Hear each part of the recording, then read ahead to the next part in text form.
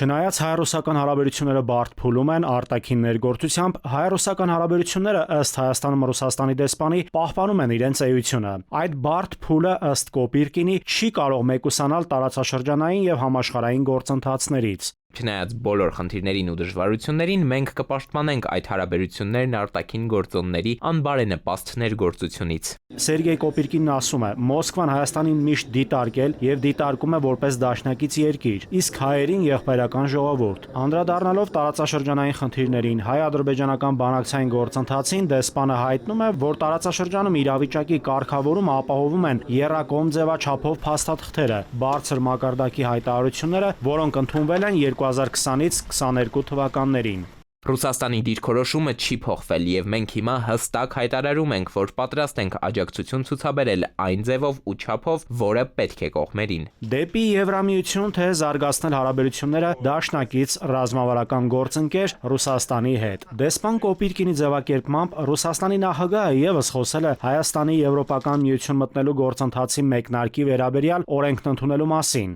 Ռուսական կողմը հույս ունի, որ Հայաստանի իշխանությունները հայ հանրությանը կբացատրեն եվրոպական կողմնորոշմամբ եվրասիական ինտեգրացիայից հրաժարվելու հետևանքների մասին։ Կներկայացվեն դրական եւ բացասական կողմերը, հաշվի առնելով օբյեկտիվ իրողությունները, քանի որ դա անխուսափելիորեն շատ լուրջ հետևանքներ կունենա հայ բնակչության կյանքի որակի համար։ Ինչ վերաբերում է մնացածին, մենք հարգում ենք մեր դաշնակցի ընտրությունը։ Հայաստան-Ռուսաստան տնտեսական գործակցության մասին դեսպան Կոպիրկինը հղումանելով վիճակագրությանը նշում է, որ երկու երկրների միջև ապրանքաշրջանառության ծավալների էական նվազում կա, սակայն դիվանագետը հղումանելով փորձագետներին ասում է, չպետք է խուճապի մատնվել։ Դեսպանի դիտարկմամբ ԵԱՏՄ անդամ երկու երկրների միջև ապրանքաշրջանառության զգալի չափով նվազումը տեղի է ունեցել իրավիճակային գործոնների հաշվին, ներառյալ վերարտահանումը, որոնք նախորդ տարիներին ապրանքաշրջանառության աճ են բերել։